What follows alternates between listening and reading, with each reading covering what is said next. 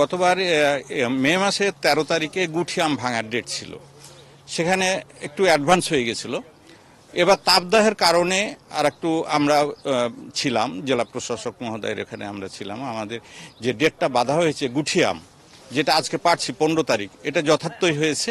এবং এরপরে গুঠি আমের ডেটটা 15 তারিখ, এরপরে হলো গোপালভোগ, রানীপসন্দ, এগুলো হলো 25 তারিখে। 30 তারিখে হলো আপনার 30শে মে হলো খিরসাপাত, যেটা হিমসাগর বলে ঢাকার ওই এলাকার লোকজন, যাক এই খিরসাপাত।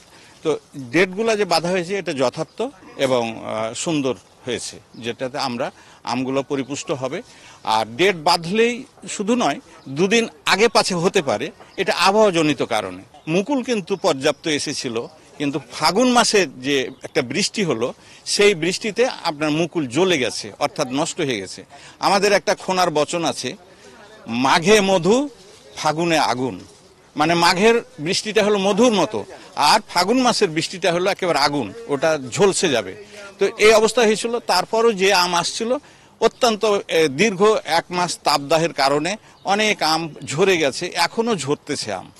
কাজেই সেই হিসাবে আমের ফলন বা আম যেহেতু কম, মার্কেটে আম কম, তো মার্কেটে আম কম হলেও এটার দাম বেশি হবে স্বভাবতই।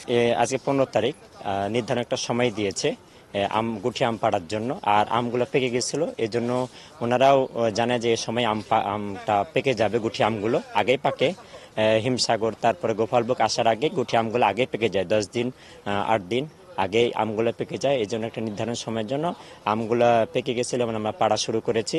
আর এবারকার আম যেহেতু কম, একটু দাম বেশি হবে, লাভ অবশ্যই হবে, কিন্তু যেহেতু আম না থাকার কারণে লোকসানটাও হবে। মৌসুমের প্রথম আম, এটি একটু টেস্ট করে দেখছি। তো আম আসলে পাকা শুরু হয়েছে, যেহেতু আজকে যে আমের কালারগুলো আসতে শুরু করেছে, হয়তো 2-1 দিনের মধ্যেই আমরা পরিপূর্ণ যে গুটি জাতের আমগুলো সেগুলো পাকা হয়তো হাতে পাবো।